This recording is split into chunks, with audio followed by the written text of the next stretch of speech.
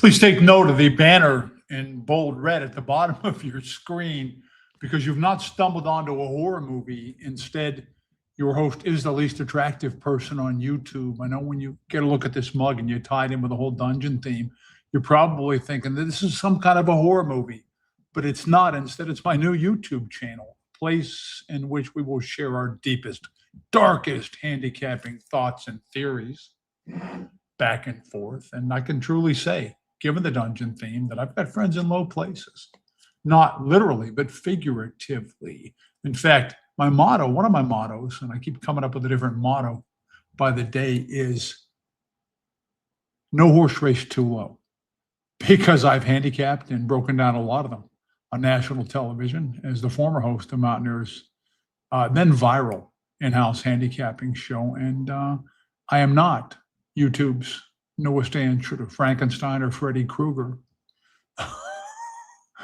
but instead just a guy who's going to do what he used to do and break races down, mountaineer races, because I stay in my lane real time in between races. And you guys know the drill. I'm not a tout, nothing like that, but you will know who I like, if I like anybody, by the conclusion of my pre-race commentary. And I'm just going to kind of do what I've always done and what was so well received when I did it as host of the Mountaineer feed, the in-house feed. I'm going to share my thoughts almost like we're together at simulcasting, going back and forth. And it will play heavily into the comment section, just like I used to take your texts when I was on the air. And hopefully I'm there with a second opinion that's informative, maybe illuminating, and certainly laced with a whole lot of local knowledge. It was dry today and sunny in West Virginia's scenic, even bucolic northern panhandle. Mountaineer is on the turf, which entails the first two races. And the mountain main is dried full cycle to fast. It is fast tonight. And there's a recent precedent for this kind of a drying cycle. Last week, it was wet on Sunday and Monday, and then dried out to fast footing on Tuesday and played fair when it was fast. So we'll look for the same starting out tonight, but stay keenly attuned to how the mountain main will behave. Welcome to my new YouTube channel. Please like and subscribe. So far, it's doing pretty well, I think. I don't really have much of a baseline to compare it with, but these videos, my analysis videos that I do, starting at 15 minutes to post on every occasion Mountaineer runs, are garnering more than 300 views apiece, and we're up to like, I think, almost 140 subscribers. So I am making some progress here, and I am determined to make a go of this because you know what? I got nothing else to do. Kind of like the Richard Gere quote at an officer and a gentleman after Lou Gossett Jr., the tough drill sergeant or drill instructor, had just tormented him and punished him and subjected him to literal hell, trying to get him to DOA to drop out, I guess, and leave. And he finally screams, I got nowhere else to go. Well, you guys are stuck with me here. And God willing and my health willing, I do intend to stick this out and make a go of it. So, but again, pay particular heed to the banner. It's called a banner. I've learned about some of these bells and whistles at the bottom of your screen there. So do not attempt to adjust your monitor. So I'm going to flip the comments on now. My man Anthony says, greetings, sir. Good to see you, Anthony. With the comment section hopping last night to such an extent that I finally had to just go back and forth and read the comments on the air and veer away from commentary for the 8th race, which I didn't like a whole lot anyway. So let's take a look at the opener here, which is 1 mile on the turf. This is an Ever 2 Life 12.5 claimer. I think the second race is also a 2 Life 12.5 claimer on the turf, same distance for fillies and mares. That's how they write the book there. And we used to do it this way too, but to some extent. We have the same race for boys in the book that you have for girls on the same occasion. A feature I have added also here is, and I'm going to put this banner up right now, misconceived morning line prices, Mountaineer's much maligned program price points. I'm not going to pick on the odds maker. I don't even know who the odds maker is. I'm simply going to say that I'm not going to go to all the trouble to do my own morning line on all the Mountaineer races, because once you get all the scratches coming in, that can mean exercise in futility, and plus races come off grass and stuff like that. I did the Mountaineer Morning Line for 35 years, so about 40,000 races worth. But I will pick on a price point or two that I think is way out of whack, just to kind of give you guys some estimate of the odds that you won't get that are completely misconstrued on the program. And I think I have about 4 of them listed tonight. And I try to be pretty sure about this stuff before I remark on it or put it up on screen. We got one in the second race, but not one in the first race. So we will take this from the top. Premier Crew, the one horse in the opener, has never been on grass before. Worked really hard to win on dirt there. Beat Biscotti. Biscotti would come back to win a race by, I think, 12 lengths or something like that and go to Prescott and confirm that good form. So Premier Crew ran okay there. First look at the Mountain Maine. That's almost always how it works. They're a short price when they come here from a bigger track because they're the next new thing. They've never seen competition that soft. And many times they come through with a win, but then it's a one and done situation when they have to jump up to the next higher condition. And so forth. That does seem the case with Premier Crew. This drop will certainly help. And who knows if the Flip the Grass is going to work or not. I don't see the kind of turf pedigree that I want to see to get interested in a horse like Premier Crew. Number 2, Lord Baranoff. Lord Baranoff was claimed there by an underrated outfit, Don Blankenship, who's an officer of the law here in Hancock County. Good horseman, too. And he halted Lord Baranoff there from Bob Inman, who's not exactly considered a horseman's horseman behind the scenes. You get some other outfits that wouldn't mind trying to pick on Mr. Inman from time to time. Lord Baranoff had a history, and not a bad one, of being second, I think, a couple of times at Churchill Downs, third at Oakmont Park. I think that's what Blankenship and Marvin Austin, the owner here, were looking back at when they coughed up $7,500 to take Lord Baranoff. It was on the slide, man. They kept dropping him into softer and softer spots that he seemingly couldn't lose at Mahoning, and he kept losing Lord Baranoff until he gets claimed there and does turn things around first time out of the box, and maybe more notably, over to the grass, Lord Baranoff. It was a snappy looking win, but I would qualify it by saying the pace was hotly contested there. It definitely compromised the second finisher, Finding Candy there. So Lord Baranoff got a great setup and maybe wasn't quite as far superior as that 2 3/4 length margin might make it look. First time against winners, he was in an allowance race, so this is a drop down to the 12.5. The winner that had some turf, Royal Salute, the place horse, I think had been second his only previous try on turf and was bona fide allowance. Not a bad effort from Lord Baranoff, who was behind in battled leaders and then got first run on some of the horses that beat him, although that's not such a big advantage on turf as it is on dirt. Lord Baranoff, definitely a player. This jockey, though, is kind of a gung-ho guy and not the first jockey who put a lot of faith into secret himself in some kind of a pocket and get some kind of a stealth voyage and then save enough horse and then emerge at a timely moment in mid-stretch or something like that. That is not how Bailey Weatherly rolls, and it's not what he's all about. The comments are starting to come in now. Hi, Mark. It's Kristen. Hey, thanks for popping up, Kristen. Red, White, and Tacos, old owner. Yeah, she maintains an avid interest in her old horse. She's a horse lover, and that's very much to her credit. Their Hojin Lee's back tonight. Appreciate I didn't drive you away last couple of nights, my man. Thank you so much. Brave Words, number 3. Brave Words is probably going to set the pace here, and maybe by his lonesome. Brave Words, out of a pretty sharp barn. Jeff Zook is nobody's dummy, and I'm sure has pointed this horse for the grass this season. Brave Words. Now, Brave Words might have been short first time back to the races. Then again, was possibly done in by a pretty stiff pace that set it up for late movers to finish first and second. Bosley, who was third, was one of the pace foes for Brave Words, at least early on. And Bosley would come back when he got some speed relief and win by about 5 lengths.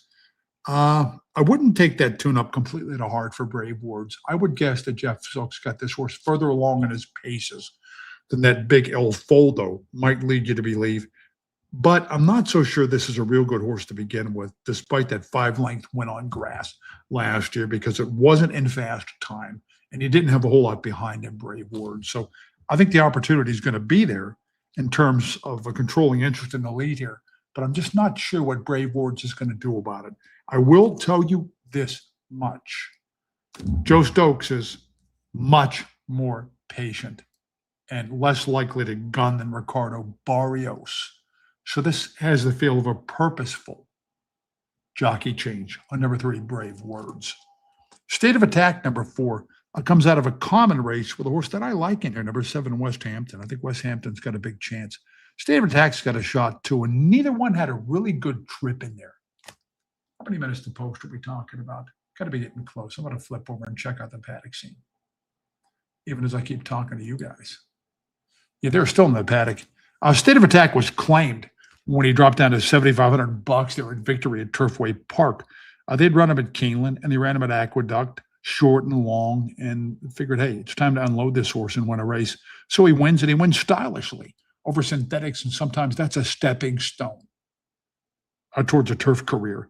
State of Attack didn't do much first time against winners, but the class drop and the flip to grass definitely helped this horse. He was in tough with Bosley, who's a decent runner and got an easy lead there.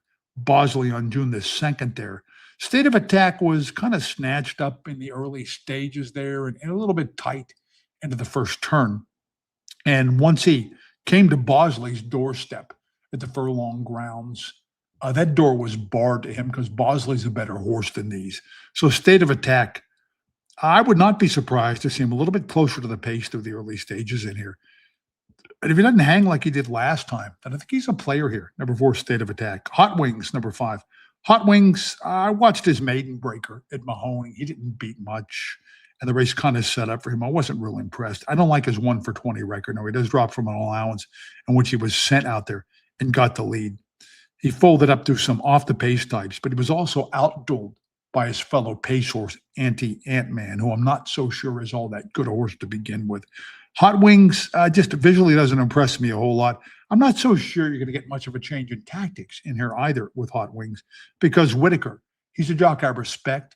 He's a good rider, but he's not exactly cut out for 2-turn turf races. That's not how he rolls, and that really doesn't play much into his skill set. The hard scenting, hard trying Brandon Whitaker guys. Number 6, Scuba, reminds me of the old TV show Sea Hunt that I used to get up before school when I was in the 7th grade and watch. Mike Nelson. My dad turned me on to Sea Hunt. This horse looks far underwater to me off that 1 turf race that he loses by 22 lengths. Similar condition and price to tonight. Now we come to West Hampton. It was 9-2, and I think this horse has a big, big chance against West Hampton. And I will wait until after the post break, and we'll talk some West Hampton.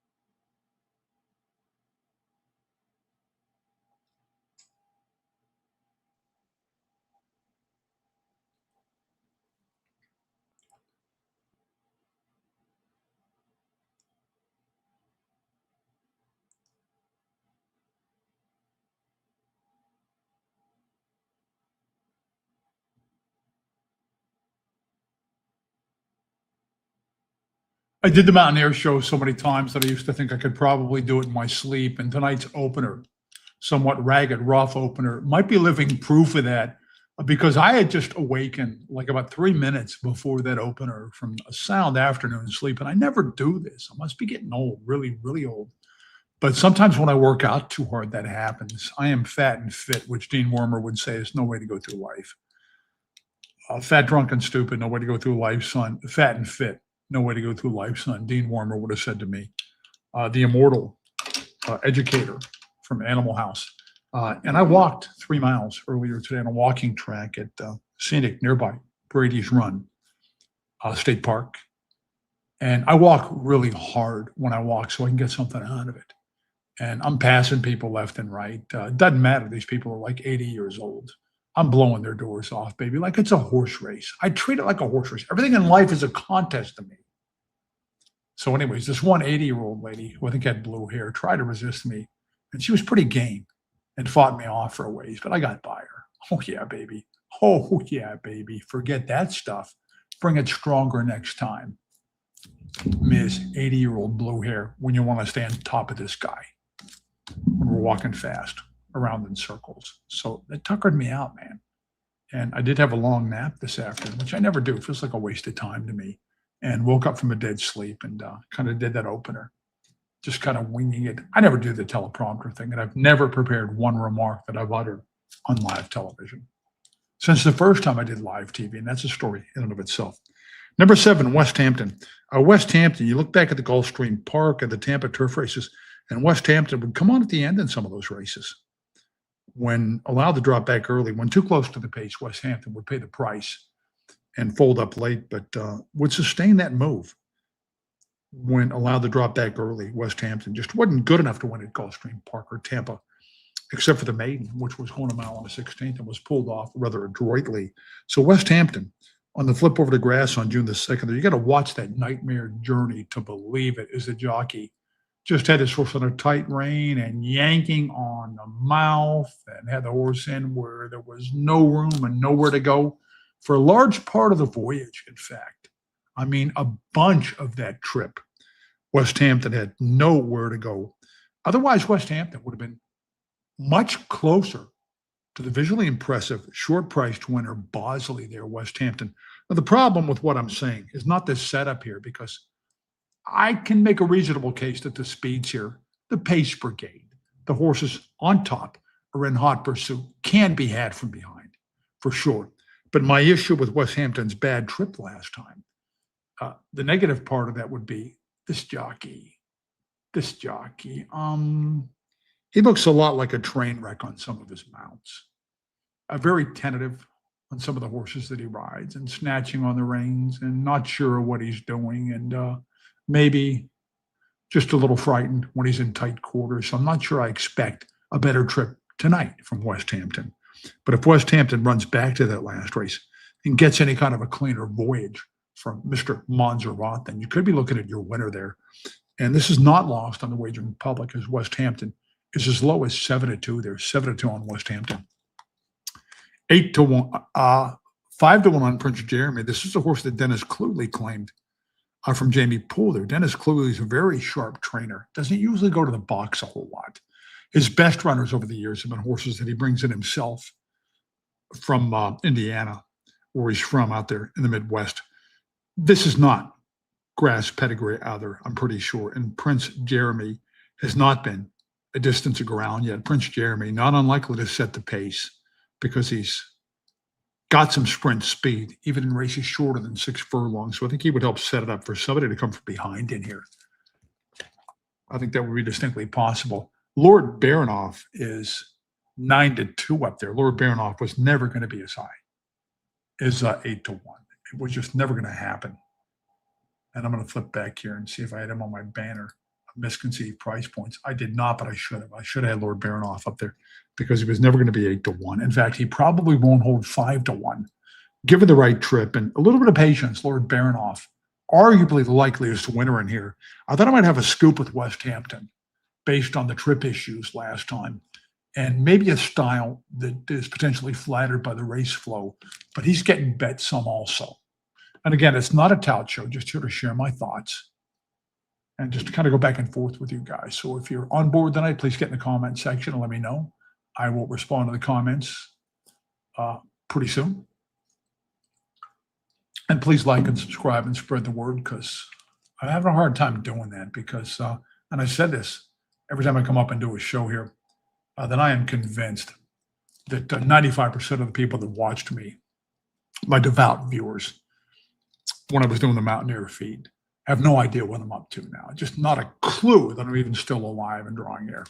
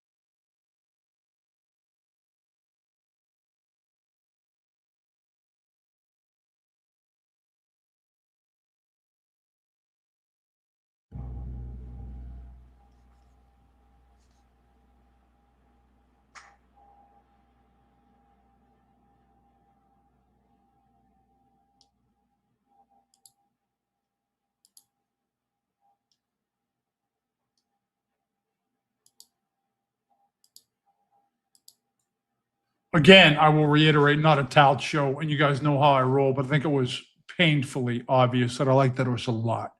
West Hampton. I was afraid the price might plummet there, but it didn't. In fact, it went back up to 5-1 on West Hampton. And all the jock had to do this time, and if you watched the Nightmarish Voyage last time, you know what I'm talking about.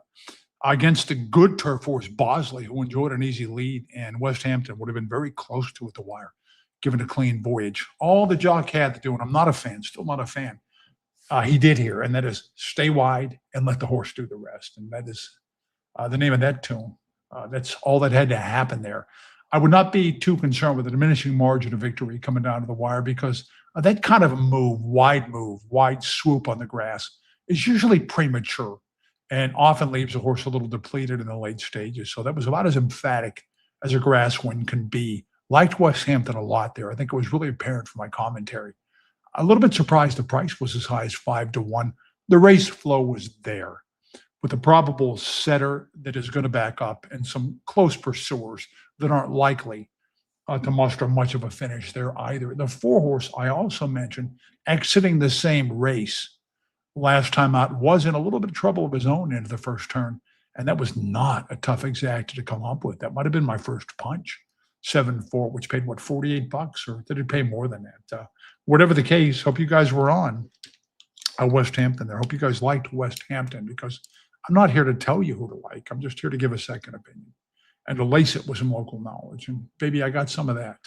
Oh yeah, I got some of that. Well, about as local as they come. 1 mile on turf for the second race, same condition as the first, same distance. This is never 12-5 claiming, but instead we're talking about fillies and mares in this instance. And you can see my first issue with the much criticized and rightfully so Mountaineer Morning line is listed on my red banner there. Second race differentia 5-1 will be much lower. I don't have to look back at the board right now to see that differentia is going to be a whole lot lower than the 5-1 price point in the morning line. And I'm checking the comments out. State of Attack had a brutal trip. Yeah, I noticed that. Should have been definitely closer, no question about it. Kenny Neely said, great call. A nice pick, Mark, from Platinum Pirate. Hubert Gaffney said the 4 had a bit of trouble. Yeah, he did too. I watched that. Good job, says Evan Little.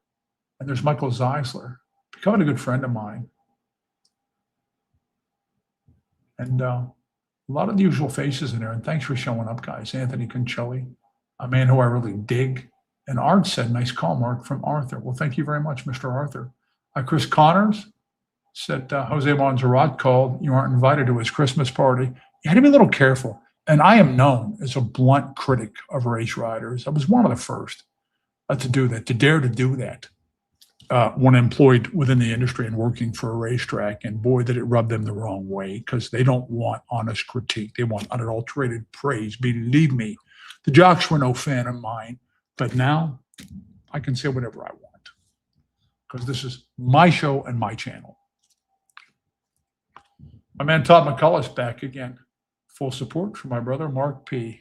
The man is like my brother. He truly is. Todd's a good guy and a good friend. He used to play basketball with the cowboy boots on way back in our younger days. But I'm going to forgive Todd that because in my world, it's a pretty grievous sin. Pretty darn grievous sin. I think he came right from working on the backstretch. He and my brother, Gary, both worked for Dale Baird back in the day and took a lot of pride in being part of Team Baird. Oh, yeah. Oh, yeah, baby. So Todd would come straight from the employ of the Wizard of Waterford and come straight to the basketball court, complete with cowboy boots on.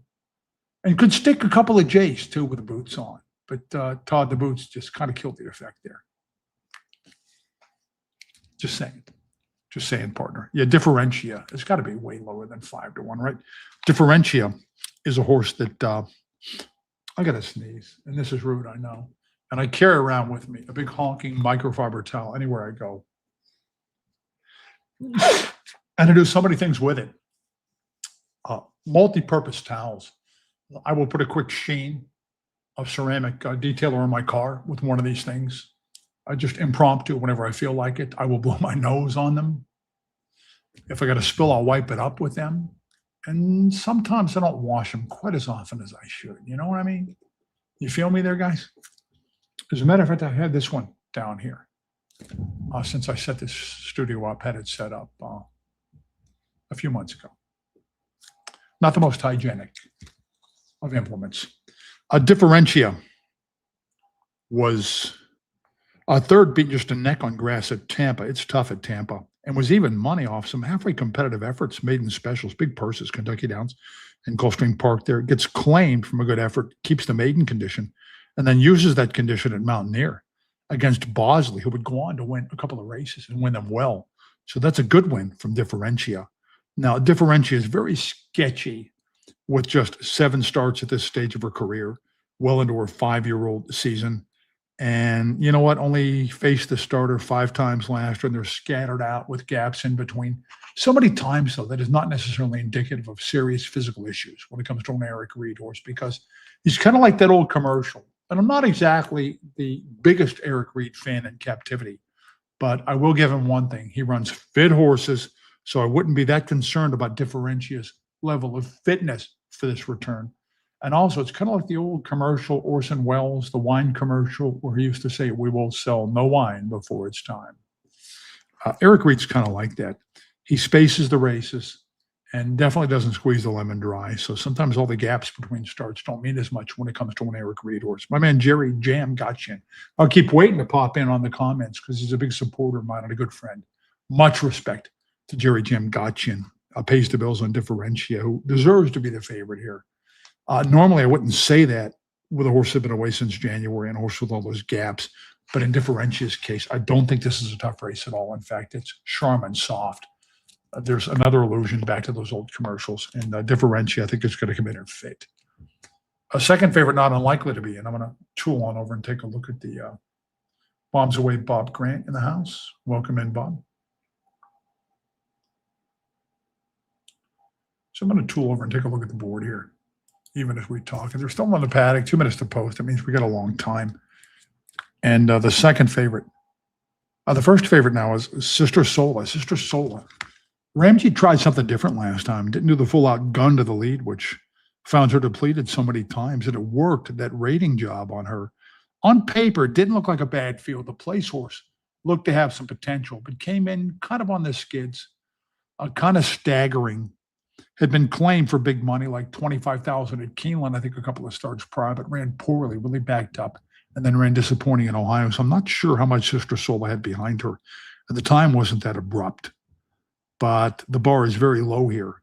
Sister Sola comes down into a claimer, and they can do just about whatever they want in this case with Sister Sola. I think if they want, they can resume the speed tactics without expending much energy. And when she was rated a bit last time, that worked out as well. Maybe the time off did her some good there. Sister Sola. It might have benefited her. She is 9-5 here. I got to believe the 9's going to be lower in the win pool when push comes to shove, when the final ballots are in.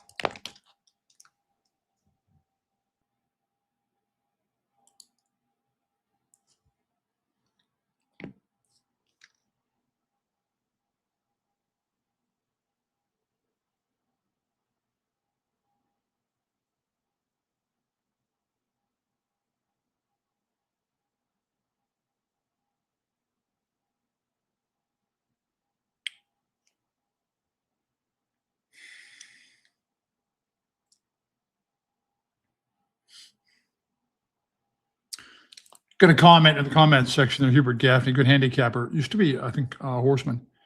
Says the 5 horses live here, dance on air. My opinion, Mr. Gaffney, dance on air. First time out of the claim box, you never know what's going to happen. I will say, disappointing effort even on dirt. This horse broke maiden on turf. I get it, but some of the dirt form should have stood this horse in better stead last time. Just a putrid effort there from Dance on Air. The way Dance on Air backed up there, first out since January, might be fitter and might explode going over to turf, but I'm not sure that win at Delaware and a maiden 16 is sexy enough for me to embrace Dance on Air to just turn things completely around, like Hawaii flipping over to grass and to improve out of the claim box and to be fit enough with that one fading 5.5 furlong effort under her belt. But if you're looking for a price, we're 11-1 there. And then you have a trainer who's having a good year. Alejandro Gomez sends out number 6, My Angel Does, who's as low as 3-1. I don't like My Angel Does here to beat the 9 horse. And I like the 3 horse more than I do the 6. My Angel Does came closing in a race that was crying for somebody to close. That was won by a better dirt horse, Symptomatic, who didn't have much turf, if any turf at all, and was bet off the dirt form, which is usually a mistake. But the field was so bad that the best dirt horse was able to just eke it out in a visually unimpressive manner there. Symptomatic on May the 18th. My Angel Does comes back and ran second to a Lone Speed Winner, a horse that just opened up and demolished the field. So I don't know if a better setup's in the works tonight for My Angel Does or not. I will say, even with the big soft lead, Black Betty, I'm not convinced that she's a real good horse. So I'm not all that impressed with the effort My Angel Does. So I would make a contender here, but an overbet contender at 3-1, in my opinion.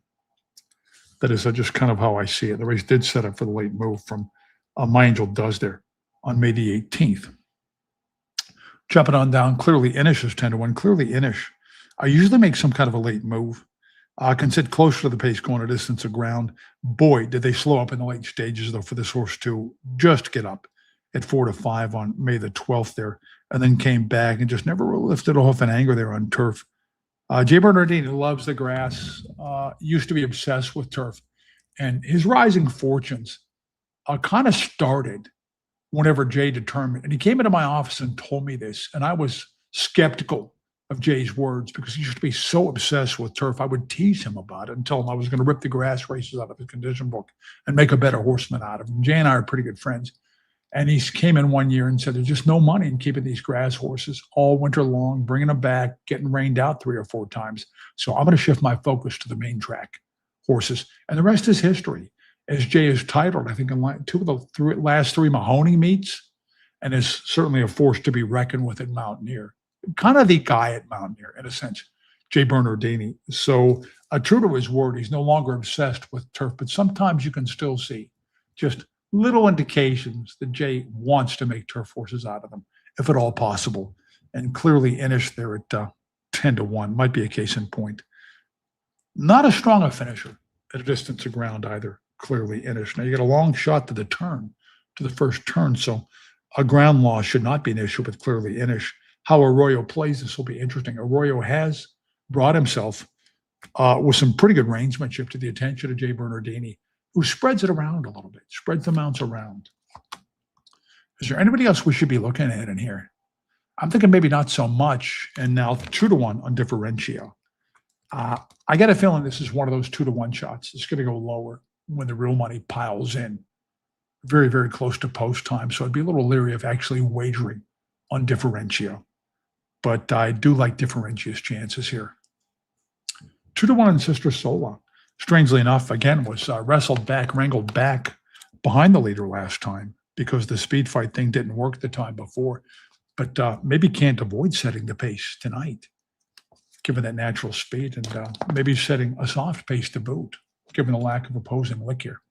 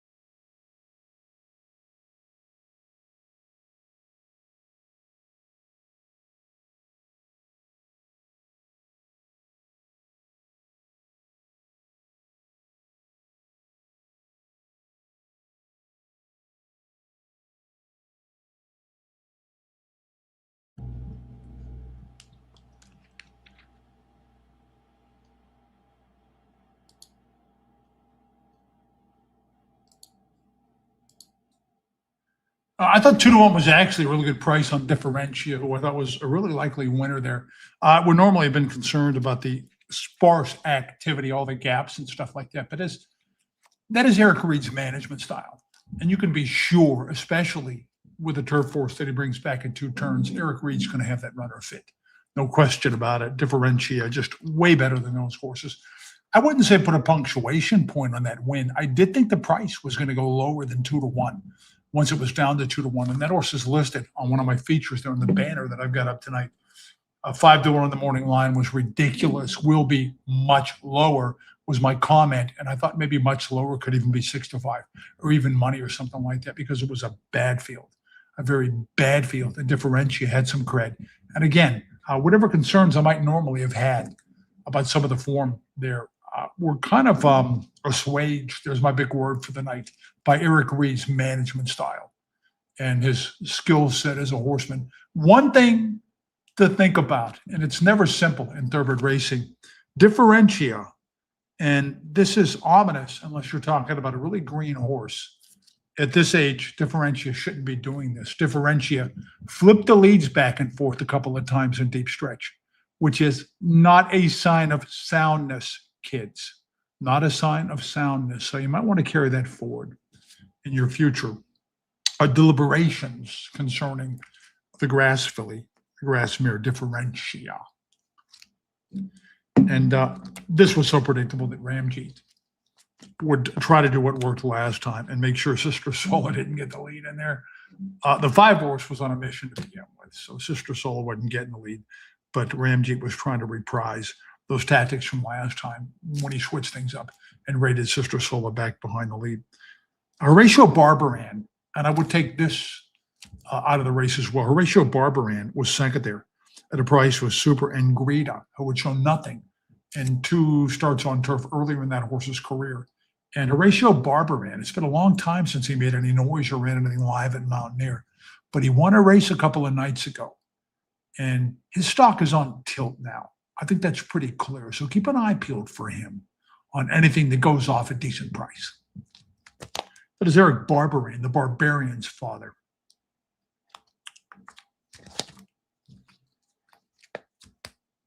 Yeah, I'm going to cut to the cliff notes here, and I'm going to give a quick disclaimer.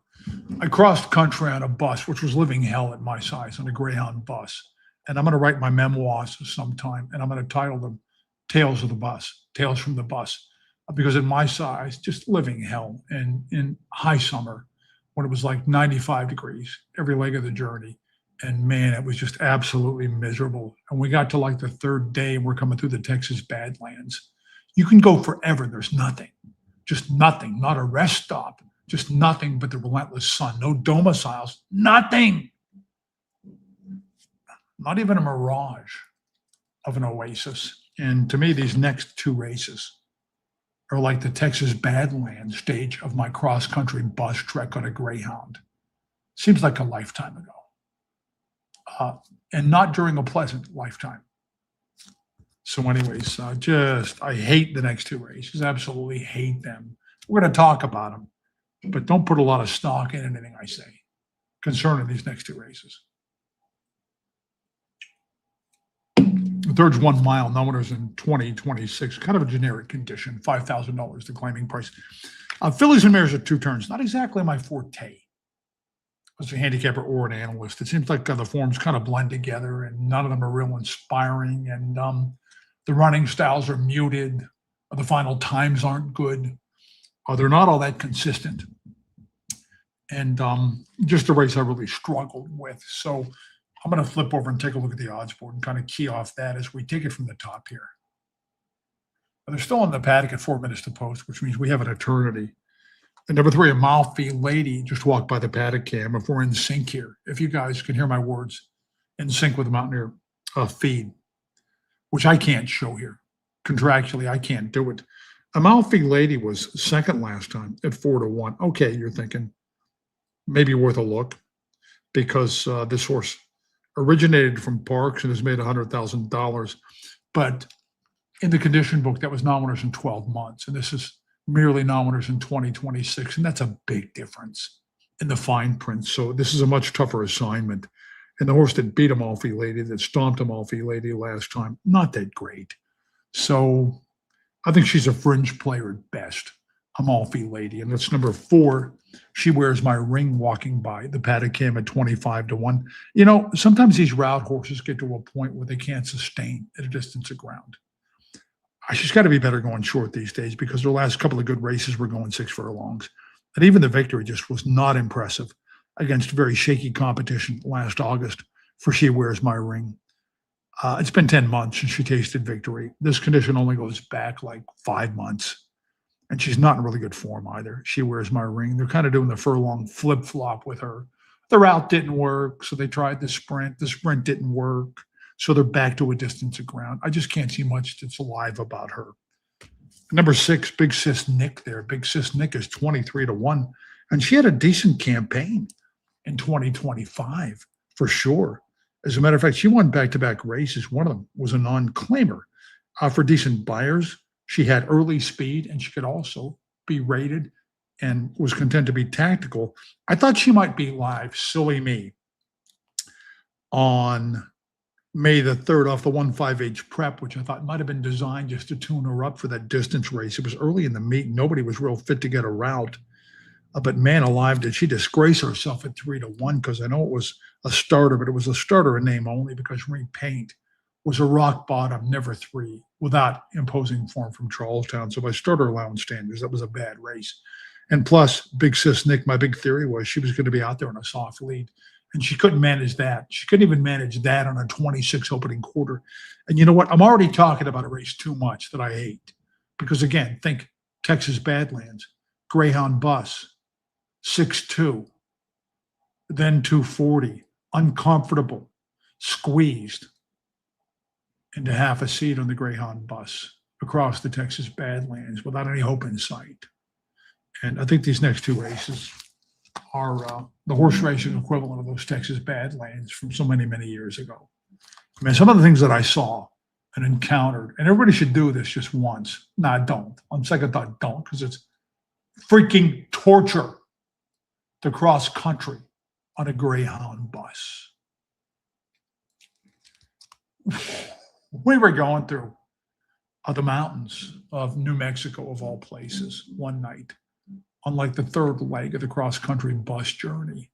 And so the bus driver smells some weed, a couple of dudes, hippies in the back smoking pot. So we're like 20 miles from civilization. You can hear like bears growling in the freaking woods. The bus driver boots these dudes off. I would have fought him were I them. What are they supposed to do? Make a life in the remote mountains of New Mexico? He booted them off the freaking bus. Get off the coach, boys. So dutifully, I guess they were high. They got off. I always wondered what became of those guys. I hope they were not consumed and eaten by woods creatures at like 2 o'clock in the morning, like 20 miles from civilization, going through a thickly forested area. No kidding. They were booted off the freaking bus. To do what? To build a cabin? To carve it out from the land with their bare hippie hands? I saw stranger things than that on my cross-country bus trips, and I made it twice. I made that journey twice from right around here to San Diego, where I lived with my sister for a brief period of time and actually worked a square job, a square civilian job, which is another story for another night. Kaya Song on the inside is 6-1 there. Kaya Song has won races by some wide margins, Kaya Song. She had a rest period after finishing her season in decent form there. I'm not big on the way she won the awarded purse money. And the horse that was in front of her at the wire, not a good horse. It was slow final time on the buyer scale. Red, White, and Tacos, they're way better than these horses. And that wasn't a condition race. It was wide open. Red, White, and Tacos like 9 wins over the last 2 years. So Kaya Song is in a lot easier here. But I'm skeptical of the barn. Very skeptical of what this outfit can do with Kaya Song, who has posted some big wins.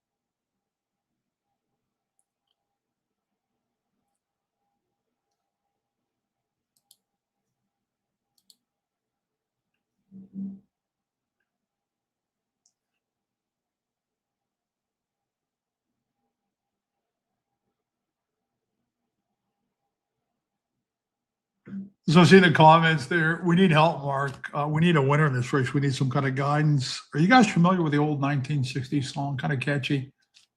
Only in this race, because I can't help you uh, with these next couple of races. After that, we'll get back with it, baby. But are you familiar with that old song? Kind of catchy. It ain't me, babe. No, no, no, it ain't me, babe. It ain't me you're looking for.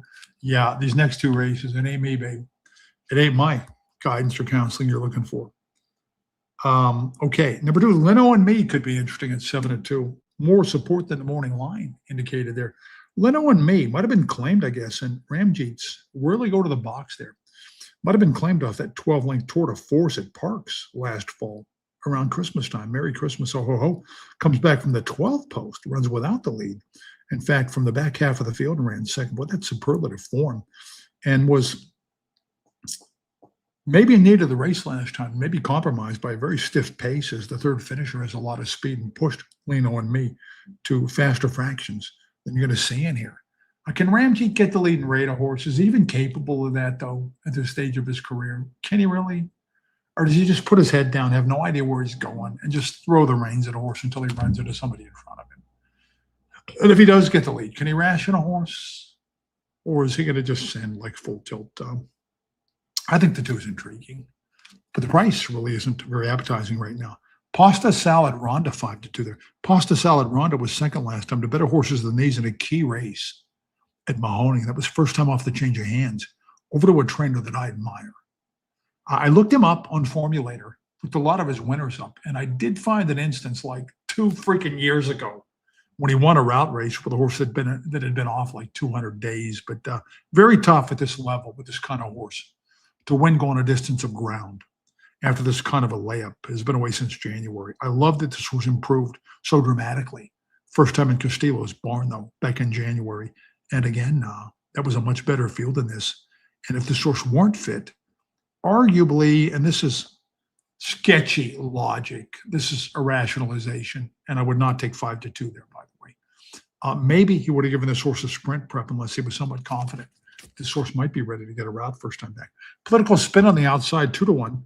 Not surprised. This one's favored. Political Spin is 2-for-2 in the sense of an unblemished route record at Mountaineer after a couple of virtual pull-ups at Belmont and Saratoga and places like that.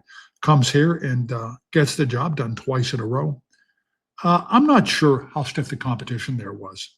And we're in with veterans tonight instead of the non-life conditions that Political Spin preyed upon.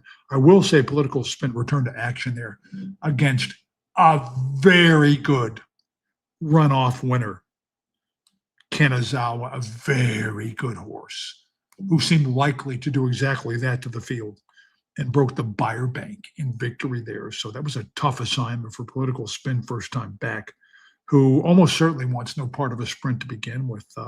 Maybe has the style to take back and tuck over and avoid some ground loss with 7 starting to her inside in here. Political Spin. So not a horse that I'm going to tout you off or say no. But again, not a race that I'm very fond of. First key is going to be, how does Ramjeet manage the speed, the lone speed, Lino and Me underneath him? And how does Lino and Me run first time out of the claim box here? Will you see improvement or not?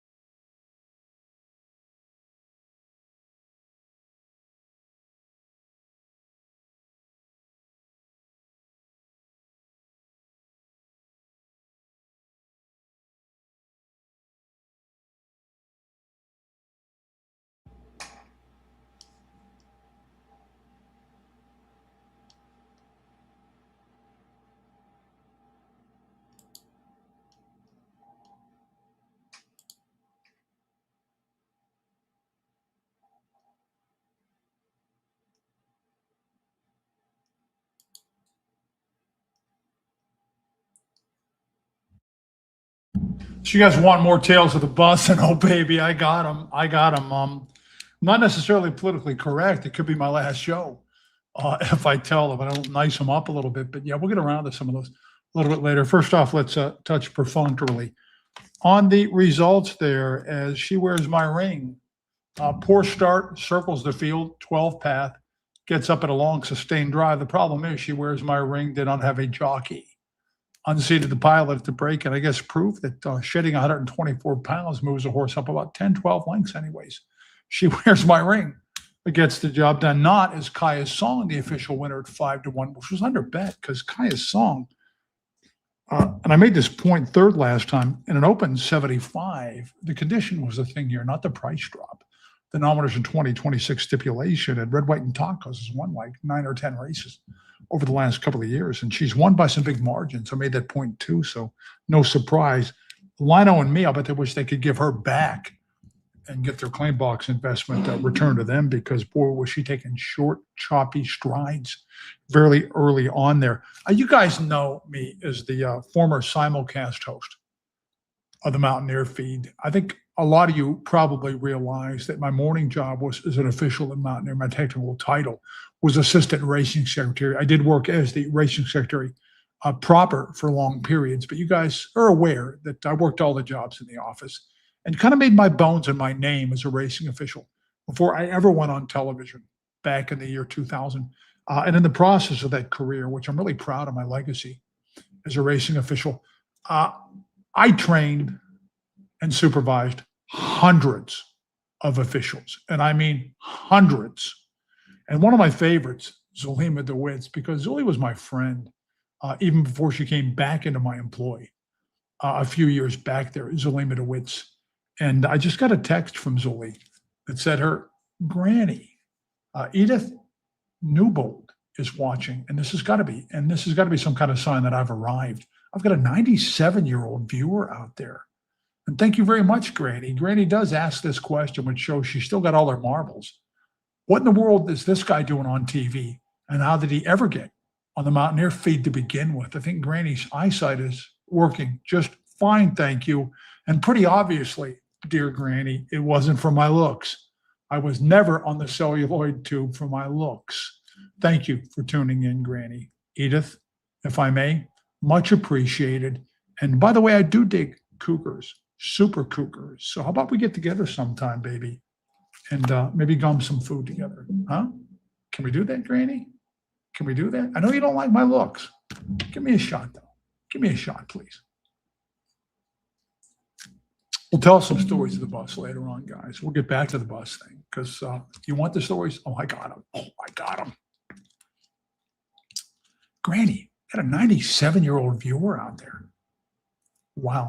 Zully herself is very youthful, but she's an old lady in her own right. She's well into her 50s, but I remember her when she was just a whippersnapper, young whippersnapper. Somewhat obsessed with jockeys back then, but weren't all the young ladies, the pulchritudinous young ladies around the racetrack back then? Yeah, I enjoyed having Zully in the racing office. I really did, because as long as she was there, I knew I had a friend. 97-year-old viewer, huh? Can we get Dick Van Dyke on board now? What is he, like 109 or something like that? Any chance? Rob Petrie's out there? Fourth race. We're still in the Texas Badlands, by the way. Rough territory for me to have much of an opinion. This race is just inscrutable to me. And bad horses don't make a bad race. And I went into this whole deal last night. I love bad races. I made my bones breaking down bad races successfully. They're my specialty, you might even say. No horse race too low is my motto here. What's a bad race for me is a race I can't get a handle on when things look murky, when I am stymied at every turn, when I try to get a toehold, and how I might attack a race, wagering wise. So we're going to look at the fourth race anyways, because that's why we're here, correct? And I want to look at the odds while I do this, by the way. Katie and Charlie say hi. The official Mountaineer twins, huh? Yeah. So Granny wondered how I ever got on television. Granny's eyesight is just fine, thank you.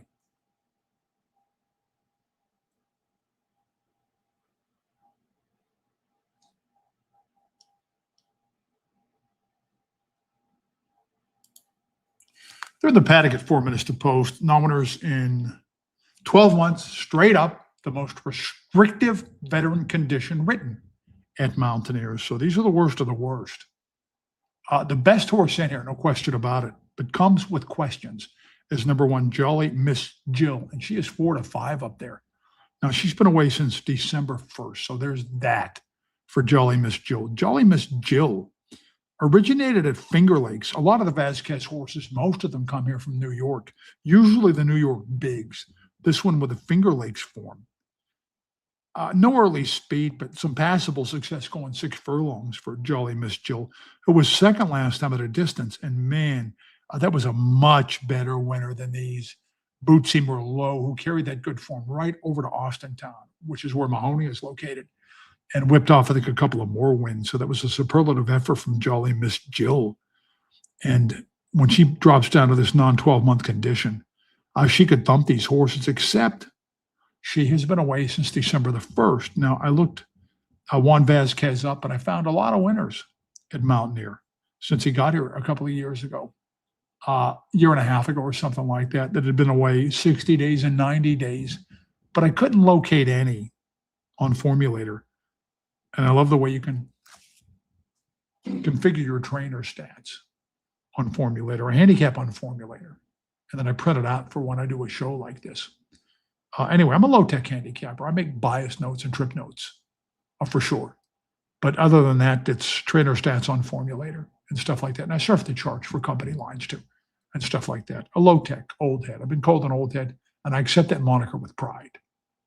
And one of my mottos here in the dungeon is, and again, hate to be repetitive, but it's always 1980 here. So welcome into the other old heads.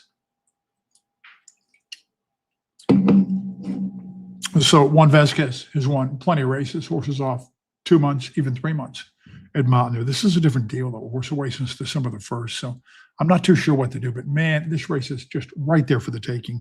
And she is much the best horse, by the way, Jolly Miss Jill. And if she is fit to rally, which is her style, then she could see an outright pace collapse here from the likes of Vitami. Vitami was claimed last time by John Brown. John Brown is a guy with just a woeful record, and I can't picture him moving up anything that he lays his hands on. As a matter of fact, I wouldn't be surprised if Vitami even regressed.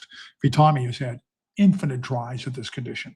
They write the same thing in Mahoney. It comes up just as easy as it does here, the non-winner in 12-month thing. Now, silly me, when I watched her close some ground at 4.5, I'm thinking, stretch her back out to 5.5, give her a loose lead, and she might be alive. And a lot of players shared that opinion. That's why she was 2-1 there last time. And boy, did she take them to the woodshed, not in a good way. Took her backers to the woodshed, not her opposition there, Vitami. So I think she's almost certain to do two things: get the lead and to back up, and maybe back up in a big way. Vitami, correct? Now, this race is full of variables and fuzzy form factors. Team Hotline used to respect her a whole lot with her 8 for 26 local record. Used to put up some incredible buyer speed figs for bottom standards, for a bottom caliber horse, up in the 70s a couple of times. Used to be invincible when she got her lead at a rot of ground on the bottom, Team Hotline. But she's been away a full year, Team Hotline, and only raced 3 times last year.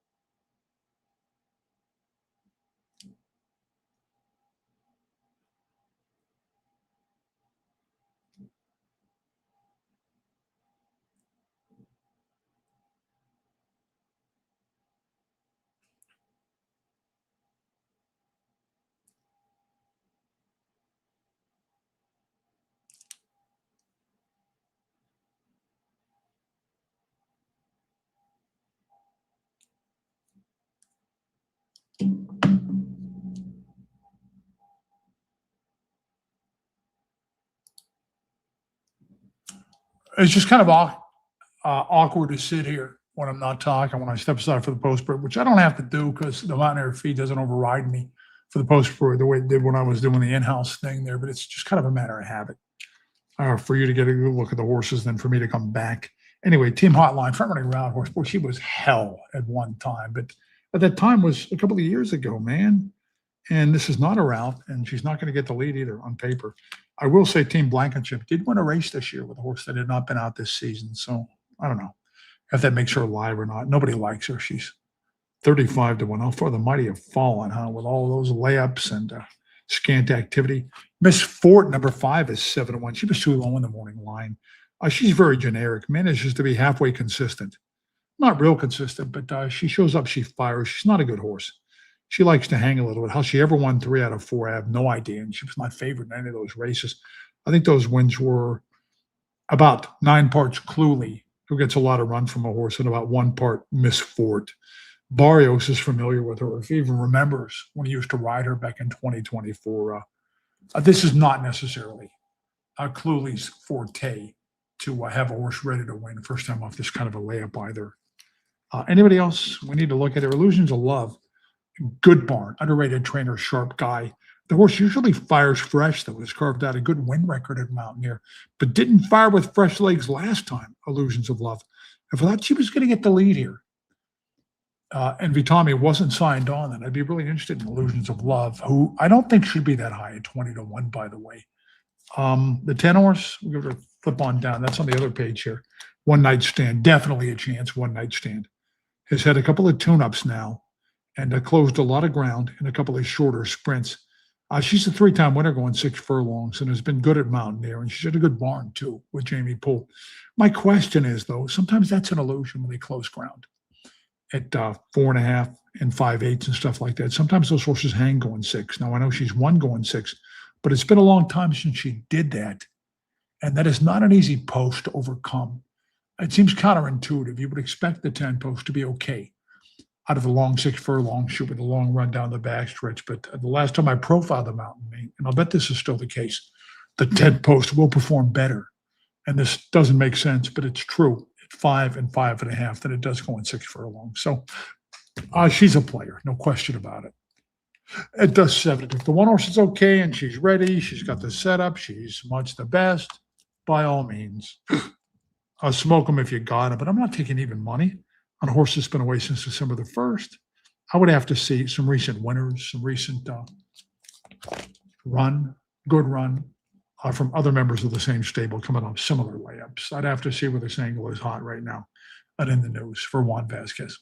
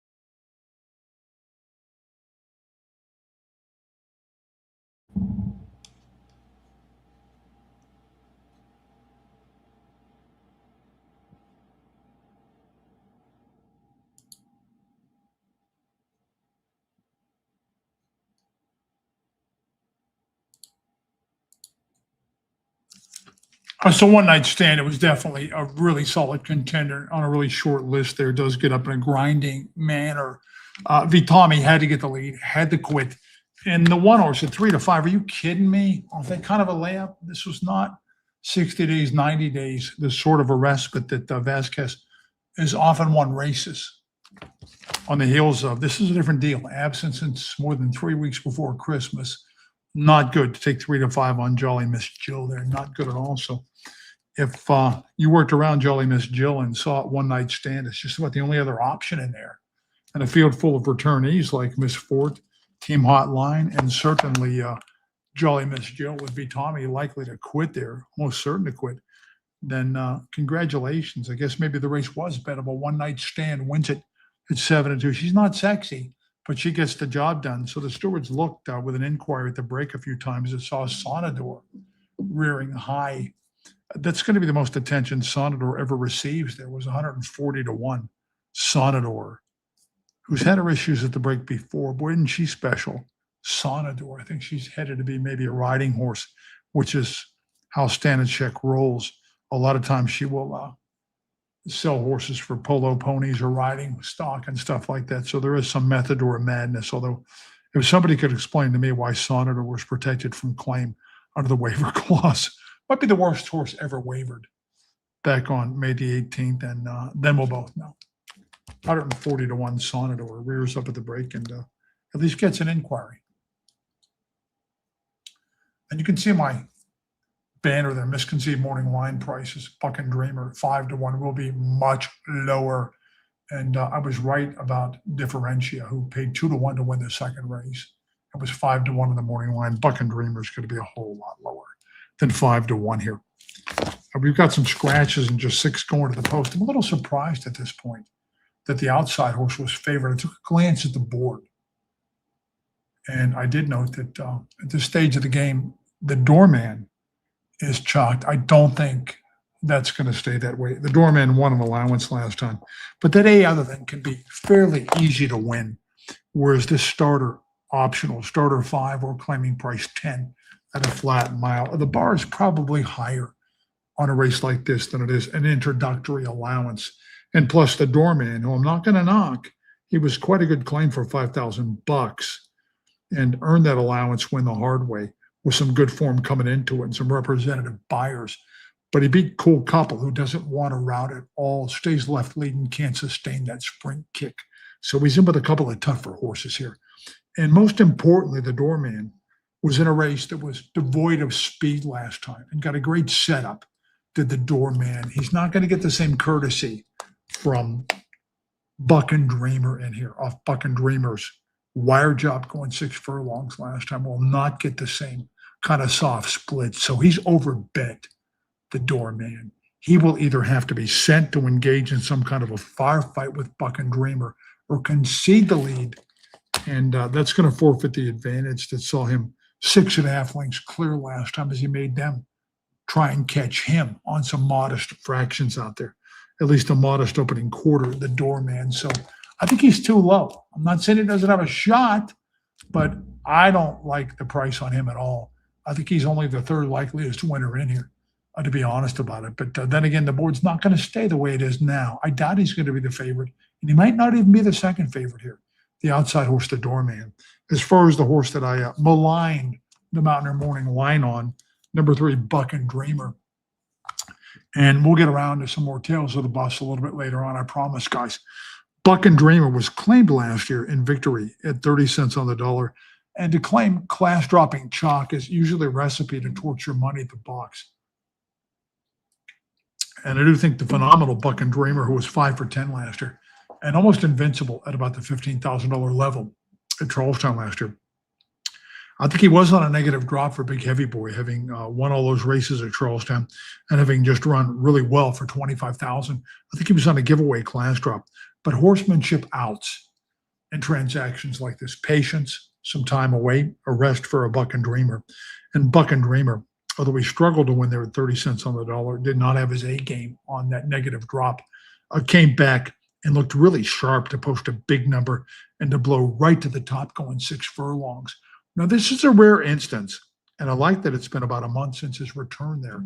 So he might be able to duck the dreaded bounce here, Buck and Dreamer. Plus, Dave Treehorn is kind of known around the Mountaineer backstretch as the horseman's horseman. If you took a vote, maybe Treehorn would pull tops for pure horsemanship. He's the guy who won so many races with Jamin Cameron and has done well with almost every horse that he ever laid his hands on or claimed. Dave Treehorn. So I would guess Buck and Dreamer is going to be route ready, whereas out of a lot of barns with just one sprint race under his belt, I wouldn't be quite so certain of that with the likes of Buck and Dreamer. But when it comes to Treehorn, I would bet that 1/6 furlong race is going to have Buck and Dreamer ready. And I would not be ready to conclude that the course is anti-speed just because the likes of Lino and me backed up so abruptly in the third race, or be Tommy or other dirt affairs so far, who figured to quit to begin with, puts the brakes on in race number 4. I have no reason to believe that speed won't be okay. And if Buck and Dreamer can make the lead from the doorman, which I think is really possible without exerting a whole lot of energy, and that depends, I think, somewhat on the tactics on number 10, the doorman, then Buck and Dreamer could take a lot of beating here. And maybe, just possibly, could be this barn's new Jamin Cameron. I think it's possible. Another horse here with a big chance that I like more than I do the doorman is Cozondo. Now, Cozondo is going to benefit if the 3 and the 10 come to terms here at any early juncture, which I don't necessarily think is going to happen. Or if Buck and Dreamer isn't really route ready and really didn't prove that he's back all the way off that big drop down to $4,000, because Treehorn was taking a risk by running this horse for the bottoms. And I wouldn't say it was a ploy to get Buck and Dreamer starter allowance eligible, because, and I'm going to be blunt about this and say something I couldn't say on the Mountaineer feed, most trainers with any friends in the training community will put a protection claim at least in on a horse that they're trying to get starter eligible. There were no claims in on Buck and Dreamer, so they had to believe there was a good chance they were going to lose him. So if the horse isn't quite all right or isn't quite route ready, then I think you're looking at Cozondo for the winner. Cozondo, 7 for 14 last year, came back to the races. It's tough to ride at Mountaineer without a prep, and went well on May the 12th. The horse that beat him, I don't think would ever do it again, came back and got the setup. It was a closer-friendly race on May 26th, which this might not be. But with that one under his belt, too, third start of cycle, I think you're going to see Cozondo at his best. And Cozondo runs his best when allowed to relax early and to drop back and not make the 2 runs, to get sent and be alert with fake speed and then drop back and try to move again. And I think he's going to get the right kind of ride and the right kind of trip here.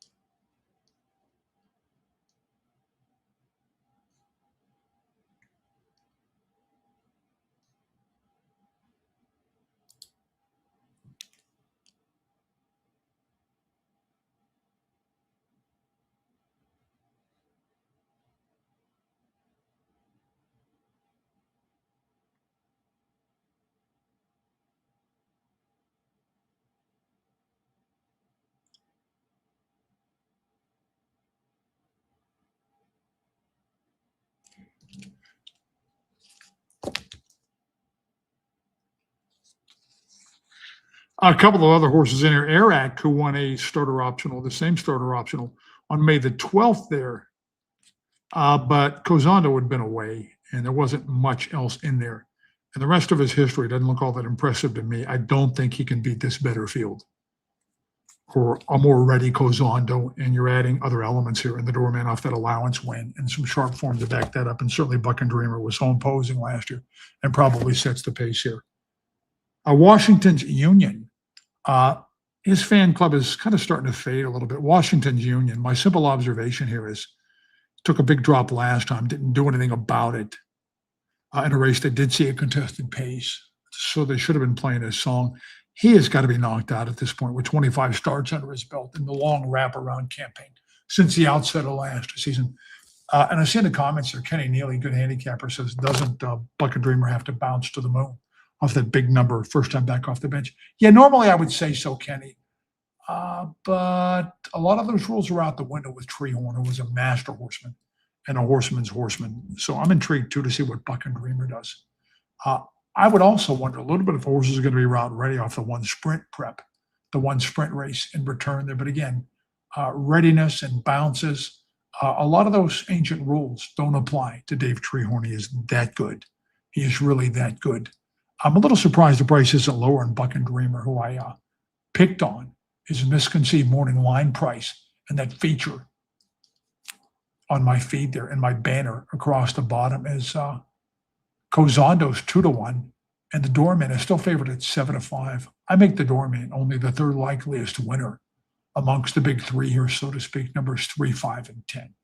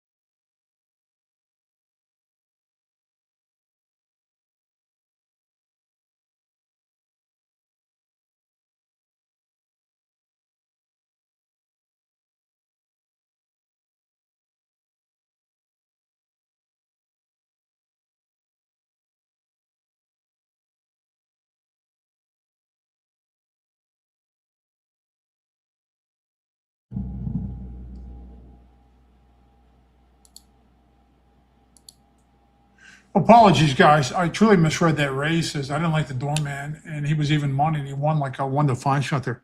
I did the doorman as Buck and Dreamer. Yeah, part of that was a bounce, I think.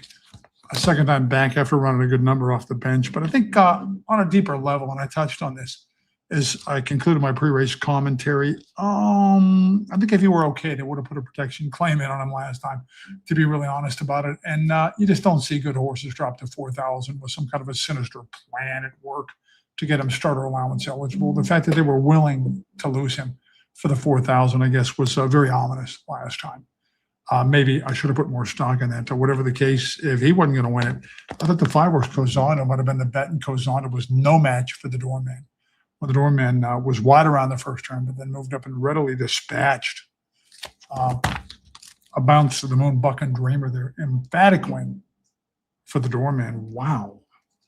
And the doorman is still eligible for that race, that starter 5, because he was halted for $5,000 back in September. So the doorman, good horse, and won like a good horse there, for sure.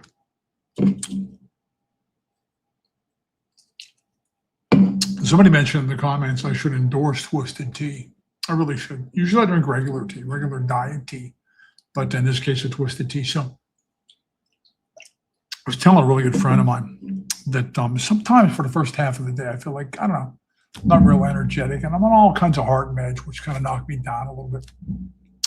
And sometimes even a little nauseated for the first part of the day. And she told me, you got to be dehydrated, man, because I never drink water. So on her recommendation, I've been drinking a huge Gatorade, a 20-ounce Gatorade, my first move out of the sack last couple of days. And I feel like reinvigorated and energized, you know? 5/8 for the 6th race. And I'll get to the comments section pretty quickly, I promise. And I'll try to sneak in another tail of the bus tonight. And if I don't, then I promise more next week. A 5/8 for the 6th race. This is an open $10,000 claimer. And men, you've got numerous front-running styles in here, and that's to be expected. Bohemian Style from the rail. Undelay, number 3. They both look off form. Dropkick Murphy, who's a big question mark here, but has the talent. Heroes Man, and all he does is win, but he's 10 years old in West Virginia bred. And Kiltum on the outside here. So those are all not just want the lead horses, but need the lead types in here. So naturally, right off the bat, I look at the off-the-pace styles in here.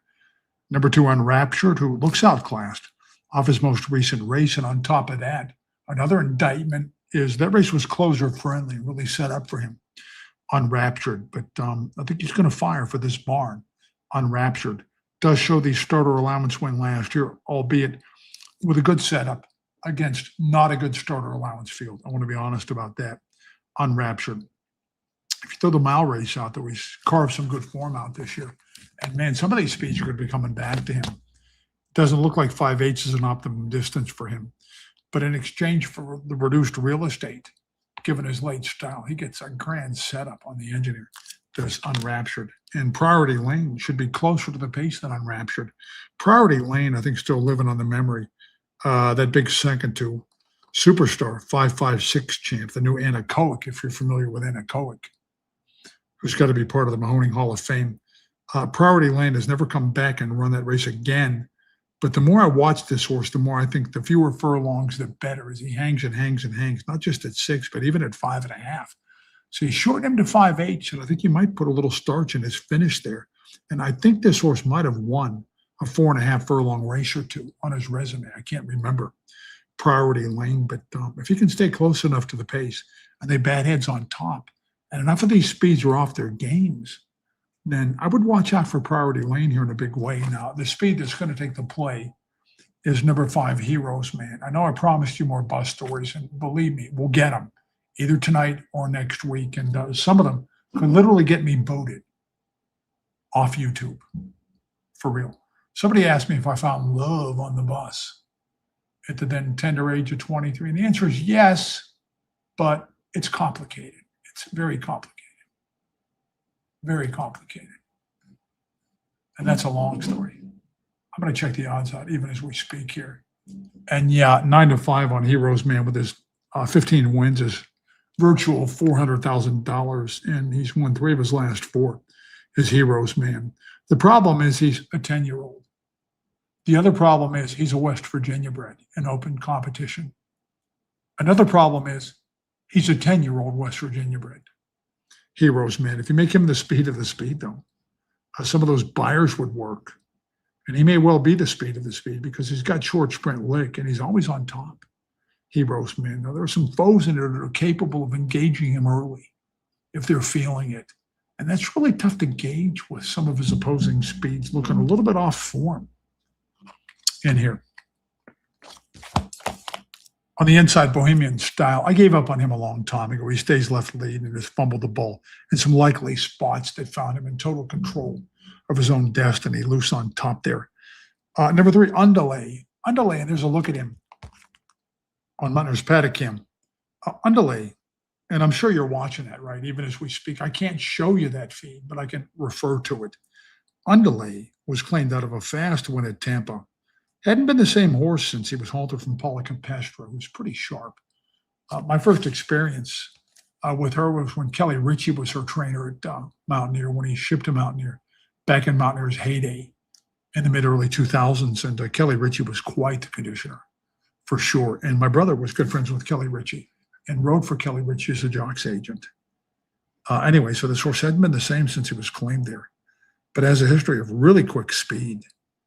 Not a bad win record. Underlay really didn't show his customary lick last time. I know this is a class drop, but the horse that topped him is not really all that quick, Matiko.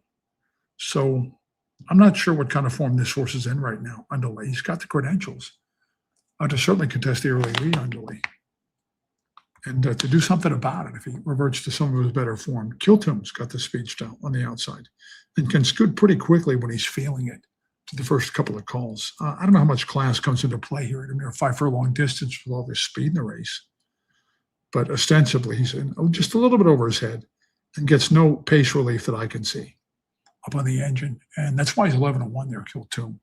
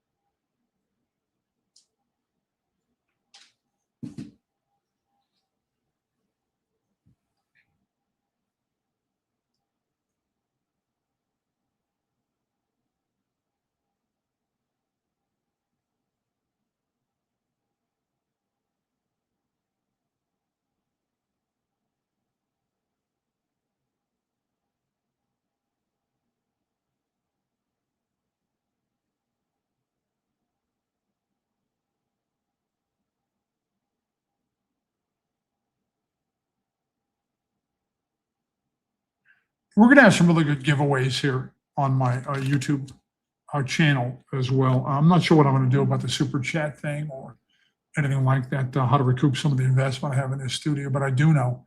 I would say when we reach 200 subscribers and we're past 140 now, I'm going to have some kind of a really good giveaway.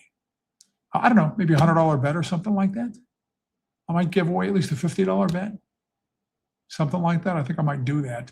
And lesser giveaways along the way, like I'm going to have some the Dungeon hoodies and T-shirts made up with my Dungeon logo, the 2 mean horses. And at some point, I will give away the original tattered, faded Mountaineer Nation hoodie, which I think a lot of players would like to lay their hands on, at least hopefully.